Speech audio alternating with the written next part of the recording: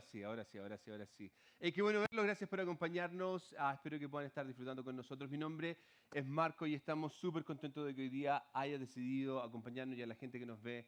Gracias por estar ahí también. Quiero darle un pequeño update con respecto a Noah y su familia. Está avanzando bien lentamente, lamentablemente no es el proceso que quisiéramos que pudiera estar experimentando hoy día, pero en medio de todas estas circunstancias quiero agradecerle a toda la gente que ha estado pendiente de él y seguimos orando por él y por su familia, ¿ok? Tal cual como puede ver, hoy día comenzamos una nueva serie que se llama Unbiblical, donde mi intención es que podamos discutir ciertas cosas que tienen que ver un poco con la vida que nosotros llevamos aquí en la iglesia y si es bíblica o no. A ver, quiero hacer una pregunta. ¿Cuántos de ustedes llevan más de 20 años en la iglesia? Levanten la mano. Préndame la luz un poco en la parte de atrás para ver a las manos que están aquí. Ok. ¿Cuántos llevan más de 20 años en la iglesia? ¿Cuántos de ustedes nacieron en la iglesia? A ver, nacieron, que su mamá lo estuvo ahí enfrente en la... No, no, pero crecieron en la iglesia. A ver, ¿cuántos crecieron en la iglesia? Ok. ¿Cuántos de ustedes llevan más de 10 años en la iglesia? A ver, déjeme ver. Ok. ¿Cuántos de ustedes son nuevecitos de paquete? A ver, levante su mano si usted... Claudia, levanta la mano. ¿De dónde? Ok. Entonces, vamos a hablar de varias cosas bien interesantes, ¿ok? Pero una de ellas, mire, hace algunas semanas atrás se me ocurrió hacer pizza. Se me ocurrió hacer pizza porque estaba viendo videos de cómo hacer pizza napolitana, ¿ok? Entonces quería hacerlo desde la masa y el problema es que no seguí la receta bien, ¿ok? Entonces, porque no seguí la receta bien al pie de la letra, lo que pasó es que al final, lo único que me pasó es que la pizza no sabía muy bien, ¿ok? Nos la comimos igual, pero al final del día no quedó como yo quería, como yo esperaba que me quedara, ¿ok? ¿Cuántos de ustedes les gusta la pizza? ¿Ya? No me invite a que le haga la pizza, ¿ok? Invíteme a comerla, pero no a que la haga.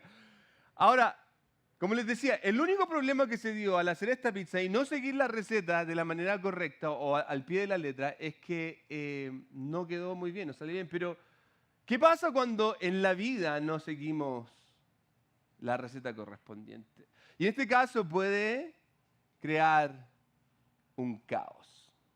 Mire, piense por un minuto en esta idea. Si yo no sigo los pasos en mi trabajo, yo lo puedo perder, ¿cierto? Si, por ejemplo, no sigo los pasos para cuidarme físicamente, yo me puedo enfermar. Y así sucesivamente. En distintas áreas de nuestra vida, ya sea en las relaciones, en mi matrimonio, etcétera, etcétera. Si yo no sigo los pasos correspondientes, va a tener un efecto en mí. Ahora, si yo no sigo los pasos específicos de la Biblia, lamentablemente me puedo perder. Ahora quiero que entienda que para nosotros los que somos cristianos la Biblia es fundamental, es lo que marca la diferencia. De hecho, esto es lo que el apóstol Pablo escribe a Timoteo referente a la Biblia. Él dice en 2 de Timoteo capítulo 3, versículo 16, toda la escritura es inspirada por Dios y es útil para enseñarnos lo que es verdad y para hacernos ver lo que está mal en nuestra vida. Fíjense las palabras que está haciendo aquí referente a lo que la Biblia es, ¿ok? Y continúa, dice, nos corrige cuando estamos equivocados y nos enseña a hacer lo correcto. Dios la usa para preparar y capacitar a su pueblo para que haga toda buena obra. Así de radical es la Escritura. Es increíble la cantidad de cosas que Pablo nos está diciendo referente a la Biblia y cómo esta es de beneficio para nosotros. El problema está en que si no lo hacemos de la manera correcta, ¿okay? Si en cierta manera nosotros no seguimos la Biblia de la manera correcta, la Escritura puede transformarse en un arma para hacernos daño. No solamente eso, la Biblia puede utilizarse como un instrumento para reprimir, para controlar, para manipular. De hecho, antes de que empezara este servicio hoy día, un hermano me muestra una fotografía ahí de un pastor que dice que Cristo no ha venido a la tierra todavía. ¿Sabe por qué? Porque la gente no da mucho en la iglesia. Y yo dije, ¡amén! Hay que animar a la gente a que dé más para que Cristo venga. ¿Se fija? ¿Cómo yo sé si lo que esta persona me está diciendo es cierto o no? Por lo mismo debemos poner atención en cómo la interpretamos. Tenemos que poner atención en cómo yo interpreto la palabra de Dios porque debemos aclarar aquello que es bíblico y aquello que no lo es. Y de esto vamos a pasar muchísimo tiempo durante estas próximas semanas. De aquí a las 4 semanas vamos a pasar hablando de cosas que son bíblicas y cosas que no. Entonces, hoy día el tema que yo quiero compartirles es fuerte, sobre todo para los que llevamos años en la iglesia. Hay algunos que después de lo que yo voy a compartir hoy día quizás no me van a ver nunca más, se van a ir enojados, pero creo que su decisión usted la base si es bíblica o no, ¿ok? Entonces, vamos a ver distintas cosas, pero algo que quiero que comencemos hoy día es con esta pregunta. ¿Cómo es el mover de Dios? Y Dios mío que hay interpretaciones aquí. Esta es una pregunta que lamentablemente en términos generales se ve desde un punto de vista en donde se ha transformado más en una opinión subjetiva de la Biblia, ¿ok? Que bíblica, perdón. Se ha transformado en una opinión subjetiva que en una opinión bíblica. Y a lo que me refiero con esto es que dependiendo de la experiencia con que yo observo esto, dependiendo de la experiencia, va a ser como yo interprete todo esto. ¿Ok? Y la realidad es que va más allá de lo que la Biblia dice.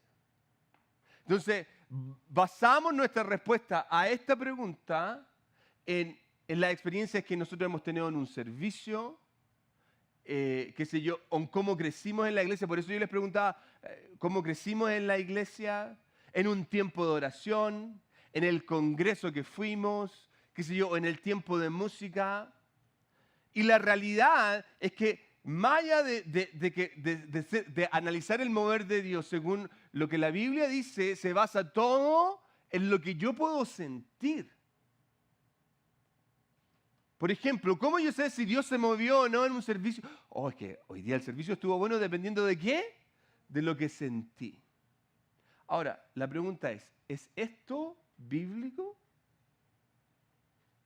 Y esta pregunta es clave, es trascendental porque es aquello que marca la línea del cómo. ¿Cómo yo estoy experimentando esto? La Biblia dice que yo tengo que basar el mover de Dios en lo que yo siento o en lo que la palabra de Dios dice. Entonces, para que podamos responder a esto, tenemos que conocer, en primer lugar, la persona que queremos experimentar, en este caso, cómo Dios se mueve, ¿cierto? Pensemos en primer lugar en cómo es el carácter de Dios. ¿Cómo es el carácter de Dios? Y cuando analizamos esto, tenemos que ver nuevamente qué es lo que la Biblia nos dice referente al carácter de Dios. ¿Ok? Y en primer lugar, algo que vemos a través de toda la Escritura, desde mi punto de vista, es algo que se repite una y otra vez, es que Dios es un Dios de orden. ¿Ok? Si no me crees, desde el comienzo, la tierra, ¿cómo estaba? Dice, las primeras palabras, la tierra estaba desordenada y vacía. Mire, estaba desordenada. ¿Y qué hace Dios? La trae al orden. Y hasta al ordenar la tierra, Dios la hace en un proceso, sigue pasos.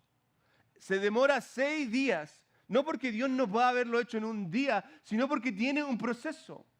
Además de eso lo vemos en la caída del hombre. Cuando entra en desorden la creación, porque Satanás interviene, tienta al hombre y el hombre peca, Dios mismo la trae a orden arreglándolo. Fíjense lo que dice Génesis 3:15. Y pondré hostilidad entre tú y la mujer y entre tu descendencia y la descendencia de ella. Su descendiente te golpeará la cabeza y tú le golpearás el talón. Y si no entiende esto, es referencia en ese minuto en donde todo cae en este caos de lo que tiene que ver con la entrada del pecado de la humanidad. Dios nuevamente trae a orden diciendo, llegará un minuto en que a alguien que arreglará todo esto. Esta es la primera profecía del Salvador, del Cristo. ¿Se fija cómo de alguna u otra manera Dios tiene un orden? Y miren, si uno se fija cómo Dios empieza a organizar todo esto, se ve la historia de Noé, cómo Dios rearma todo esto y de esta descendencia nace Abraham y después Jacob, después a Moisés y así Josué, hasta llegar al Mesías. Todo en un orden.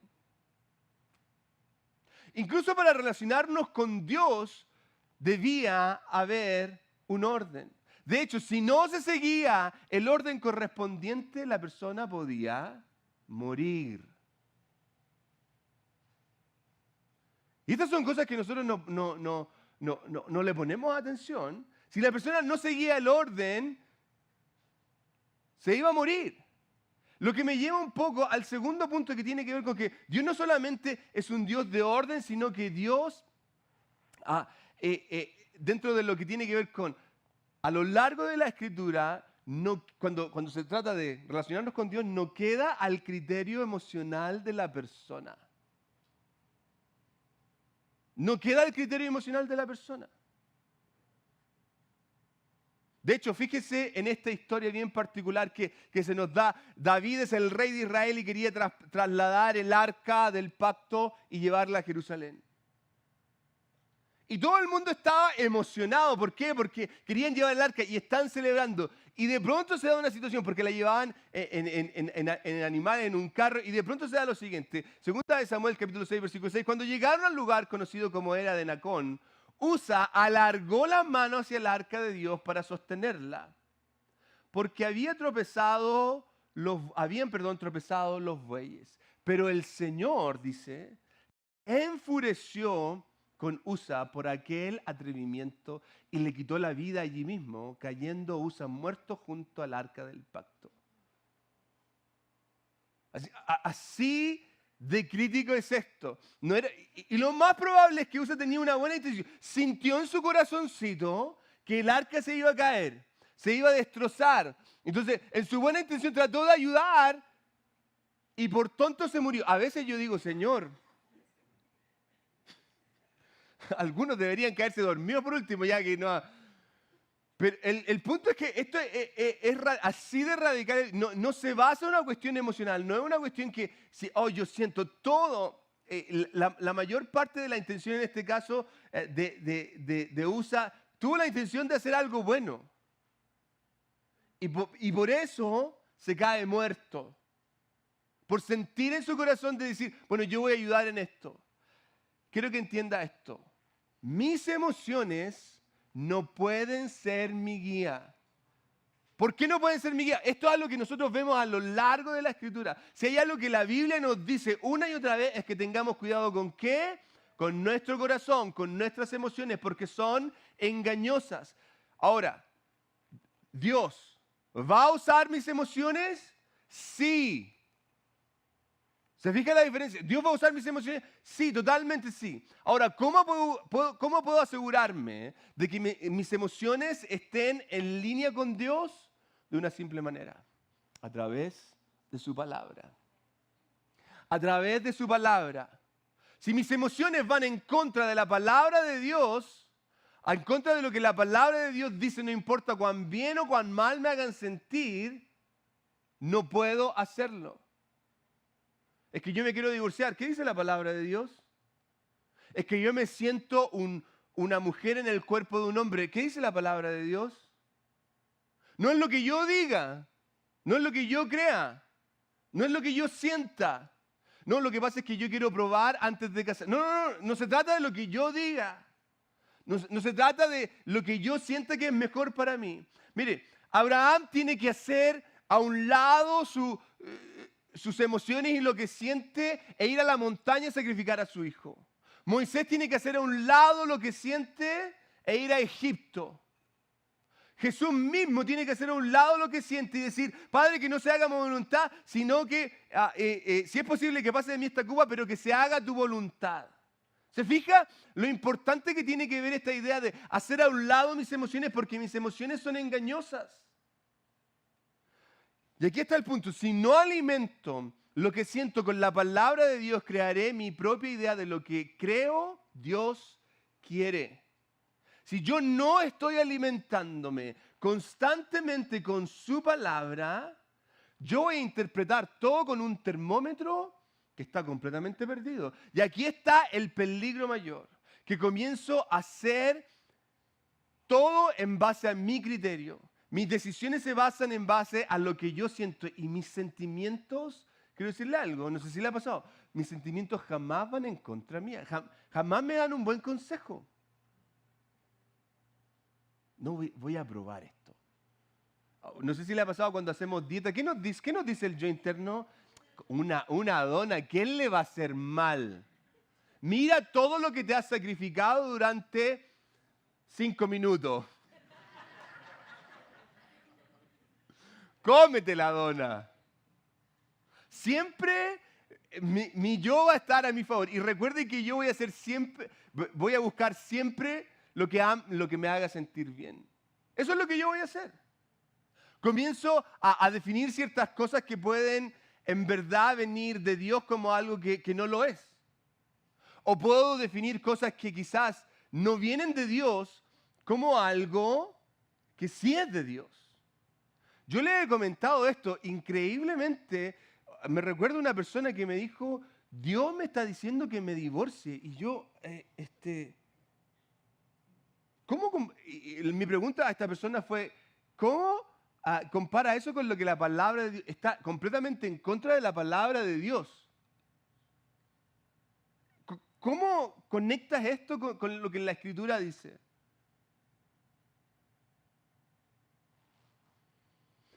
Recuerda esto, mis emociones se encarrilan cuando su palabra es mi compás. Nosotros tenemos una tendencia a vivir en pecado. De nosotros, yo se los comentaba en la serie anterior de Santiago cuando nos habla de que de nuestro interior salen los malos deseos. Entonces, ¿cómo voy a encarrilar estas emociones que están adentro mío con la palabra de Dios? Porque ahí va a estar mi compás. Eso es lo que me va a guiar. Ahora, aquí es donde entra una que yo siento que...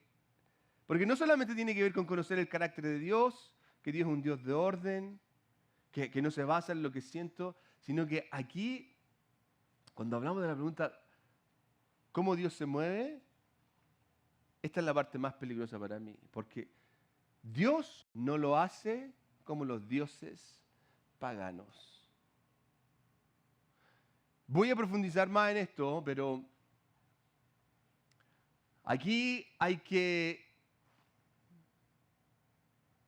entenderlo desde el punto de vista de lo que ha pasado y hemos dejado que pase dentro de la iglesia. Hay una historia bien interesante que les voy a leer, ¿ok? Que tiene que ver en referencia a una situación que se da con Elías, donde él va y tiene este enfrentamiento con los profetas de Baal. Eran cientos de profetas de Baal y él hace esta competencia entre veamos cómo es su Dios, si su Dios responde, y veamos cómo mi Dios responde, ¿ok? Entonces tienen que hacer, a ver, ¿qué Dios manda fuego del cielo para prender el altar? Y les voy a leer la historia, la parte de cuando los profetas están haciendo toda esta ceremonia, pero quiero que mientras yo leo esta historia, usted se imagine una iglesia pentecostal. No estoy bromeando. Imagínense una iglesia pentecostal en un tiempo de música, ¿ok? Con eso se lo digo. Y después se lo voy a explicar un poco más, ¿ya? Primera de Reyes, capítulo 18, versículo 26. Entonces ellos prepararon uno de los toros y lo pusieron sobre el altar. Después invocaron el nombre de Baal desde la mañana hasta el mediodía. Vigilia era esa, ¿ok? Gritando, ¡oh Baal, respóndenos! Pero no hubo respuesta alguna. Entonces se pusieron a bailar. Se pusieron a cojear, ahí como que les tocó la... Ahí cojeaban, ¿ah? Se pusieron cojeando alrededor del altar que habían hecho. Cerca del mediodía Elías comenzó a burlarse de ellos. Tendrán que gritar más fuerte, se mofaba. Sin duda que es un Dios, decía. Tal vez esté soñando despierto o quizás esté haciendo sus necesidades. Seguramente salió de viaje o se quedó dormido. Y necesita que alguien, fíjense, ¿qué dice? Necesita que alguien lo despierte.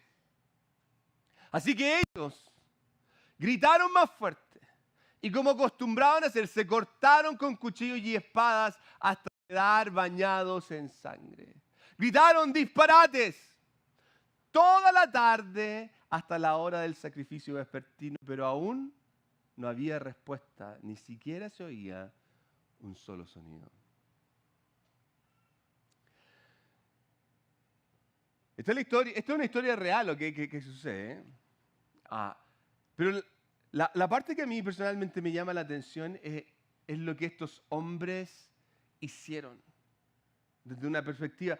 La competencia era la misma. Ambos tenían que pedirle a su Dios que mandara fuego del cielo. Y estos hombres lo que hicieron es que empezaron a hacer todo tipo de danzas, todo tipo de rituales completamente paganos para llamar la atención de su Dios. Y esto me ayuda un poco a introducir una idea que siento que se ha instalado en la iglesia, ¿okay? Sobre todo en la iglesia pentecostal. Y cuando me refiero a una iglesia pentecostal, si usted no entiende ese concepto, la iglesia pentecostal es aquella iglesia que cree en la manifestación del Espíritu Santo. ¿Ok? ¿Y sabe cuál es la idea? La idea es esta. Si fuego no cae del cielo, hay que saltar más, gritar más, llorar más o hacer lo que sea necesario para que pase. Entonces, si la señora no está danzando ahí, el caballero no está gritando, el viejo está hablando y gritando tonteras por allá y el otro, y un desorden que hay gente nueva que entra en la iglesia y Dios mío, no sabe qué es lo que está pasando en la iglesia.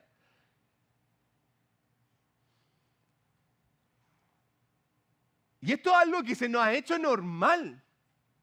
Lo vemos en iglesia hoy en día. Y esto en verdad para mí se ha transformado en una burla al evangelio que no es bíblica. ¿De dónde sacamos esta idea de que un servicio como este está para un desorden como este? Donde gente se anda moviendo. ¿No ha visto a los endemoniados cómo se mueven?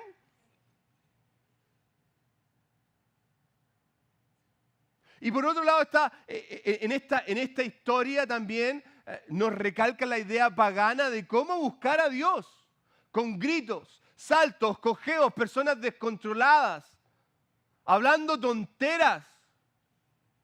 Y esta es la manera en cómo Dios se mueve. Esta es la manera que me hace sentir que el servicio está bueno cuando la señora o el caballero está gritando cosas. Cuando nadie entiende lo que está pasando. Yo me pregunto, ¿cómo justificamos un actuar descontrolado como este dentro de las iglesias? ¿Cómo justificamos algo que en términos generales muchas veces es un actuar pagano y no bíblico? Mire, nosotros malinterpretamos el día de Pentecostés. ¿Por qué lo malinterpretamos? Porque pensamos que, es que ese día cayó fuego y todo el mundo estaba descontrolado. No, nadie estaba descontrolado. La Biblia dice claramente que la gente estaba hablando en otras lenguas. Y Dios les daba a hablar en términos de la gente que estaba ahí en Jerusalén ese día. Unos hablaban en griego, otros hablaban de las distintas sectores que habían venido a ese lugar para que pudieran escuchar el Evangelio. Nadie estaba descontrolado.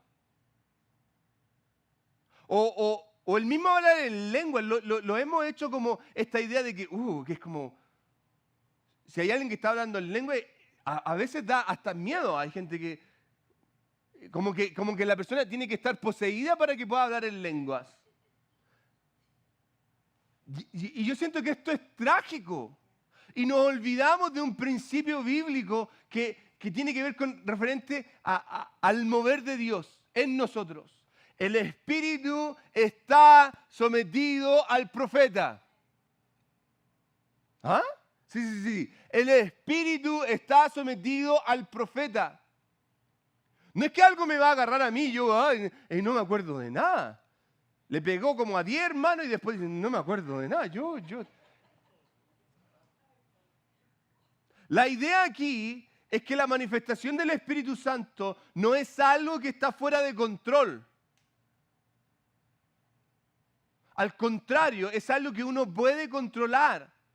No es bíblico que alguien se ponga de pie y se ponga a hablar cosas y se ponga a gritar. Mire, Si el pastor está predicando en cualquier iglesia que usted vaya, si está con mayor razón aún, y alguien se levanta y se pone a gritar mientras yo estoy hablando, dígale, oiga, calladito se ve más bonito. Si va a hablar algo, dígalo después. No es que Dios tiene un mensaje bueno y no está viendo que hay alguien que está predicando. Ahí hay un mensaje. ¿Qué otro mensaje? ¿O usted cree que Dios es un Dios de desorden?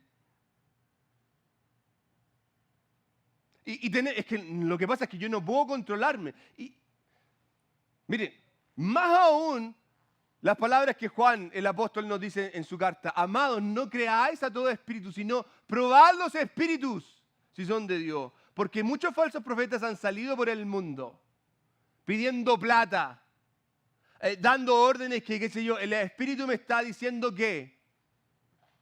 Y hoy vemos en muchos lugares manifestaciones que llamamos, de Dios, y que son netamente manifestaciones carnales y otras que pueden ser satánicas, diabólicas, y las estamos permitiendo en la iglesia. Gente se sacude el polvo de oro, danzar en el espíritu. Esas son cosas que yo, ¿sabe dónde las veo? En rituales satánicos. ¿Cómo justifico estas cosas bíblicamente? Bíblicamente, ¿cómo yo justifico esto? ¿En qué parte de la Biblia dice que cuando el mover de Dios se da hay polvo de oro? Pero ¿a qué iglesias vamos? A las que cae polvo de oro. Por si acaso, una de esas me llevo una bolsita y después lo vendo. Hacemos de algo inusual y específico. Por ejemplo, cuando, Jeremías dice que hay un fuego en su interior que él no puede controlar, que algo específico de él a algo general. No, es que sí, yo no me puedo controlar. Es que yo no puedo controlar al espíritu. ¿En serio? ¿Cuál es el problema con todo esto? Una idea incorrecta me lleva a una incorrecta búsqueda. Entonces hay gente que viene a la iglesia lleno de emociones. Aquí no se sintió nada. Yo no sentí nada en la iglesia. En verdad. O sea que para que Dios se mueva, usted tiene que sentir algo. Nos perdemos de experimentar el verdadero mover de Dios. ¿Por qué? Porque estoy buscando en el lugar incorrecto y de la manera incorrecta. Me pierdo de que Dios me hable, de que Dios me guíe, de que Dios, de estar en el mover de Dios. ¿Por qué? Porque lo ando buscando en cuestiones carnales y emocionales. Y quiero que entienda esto: cuando yo vivo basado en lo que tiene que ver con mis emociones, eso demuestra algo en particular. De hecho, lo puse así: mi emocionalidad es una evidencia de mi inmadurez.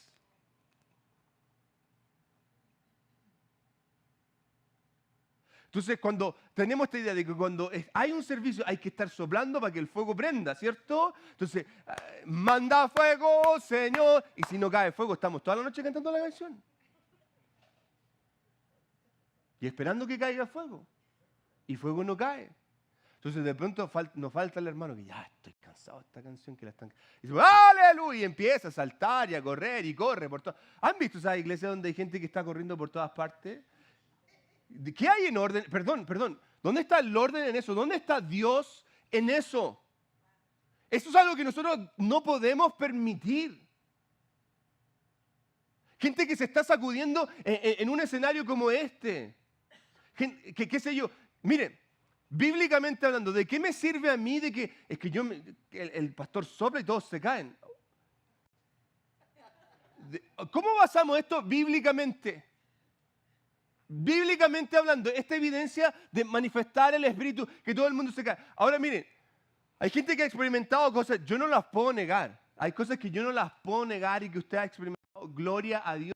Pero eso no es lo normal, no podemos hacer de algo que ni siquiera es bíblico lo normal dentro de la iglesia. Entonces quiero terminar con una historia bien particular. Elías, después de que experimenta este tiempo con los profetas, a él le da miedo, porque la reina Jezabel lo amenaza de muerte. Entonces él arranca, está escondido y de pronto el Espíritu le dice que vaya a esta montaña porque Dios le va a hablar. ¿Ok? Entonces él está ahí y esto es lo que pasa. Primera de Reyes 19. El Señor le dijo, sal y ponte de pie delante de mí en la montaña. Mientras Elías estaba de pie allí, el Señor pasó y un viento fuerte e impetuoso azotó la montaña. La ráfaga fue tan tremenda que las rocas se aflojaron. Pero mire, el Señor no estaba en el viento. O sea, pasó algo que uno podría decir, oh, aquí está Dios, pero no estaba en el viento. Después del viento hubo un terremoto, pero el Señor no estaba en el terremoto. Es como algo físico pasó, la tierra se movió, pero Dios no estaba en eso físico. Pasado el terremoto, hubo un incendio, pero el Señor no estaba en el fuego, no estaba en ese fuego que cayó del cielo. Y después del incendio, hubo un suave susurro. ¿Y sabe lo que pasó ahí? Cuando Elías lo oyó, se cubrió la cara con su capa, salió y se paró a la entrada de la cueva. Entonces, una voz le dijo. Entonces, Dios le habló. En el susurro, en eso suave, ahí estaba Dios. Mire, quiero que entienda esto. No necesitamos grandes cosas para experimentar el mover de Dios. Lo único que necesitamos es un corazón dispuesto.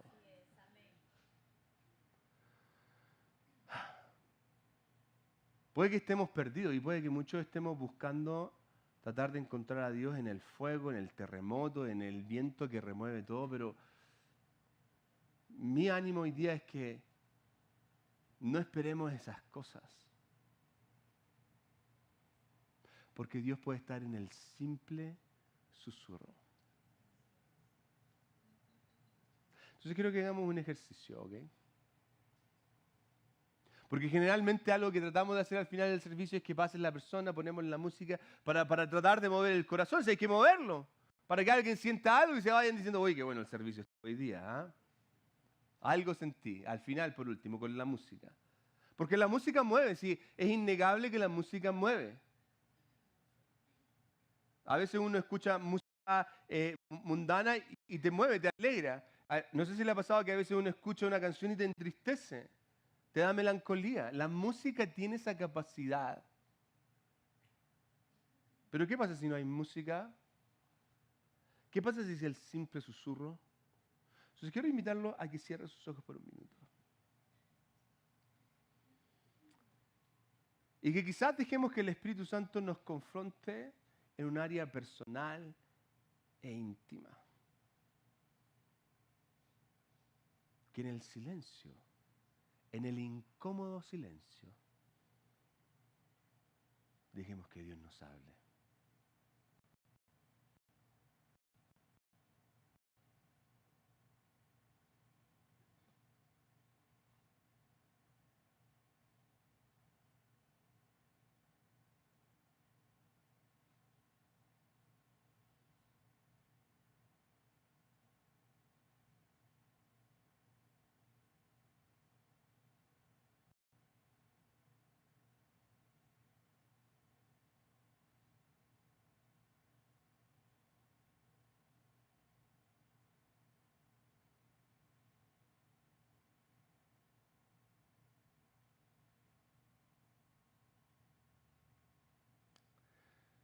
Muchas veces, Señor, en un mundo tan movido como en el que vivimos, tan atareado, nosotros mismos, ni siquiera nos damos el tiempo para callar nuestra mente, callar nuestro corazón y dejarte a ti que nos hables.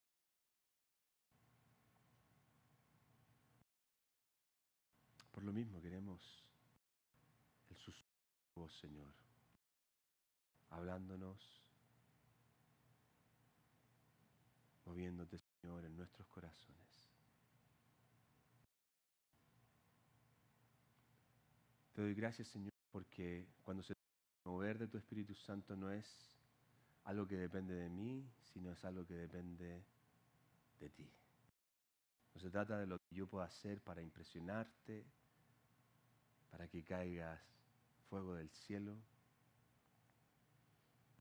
Se trata de lo que tú haces, Señor.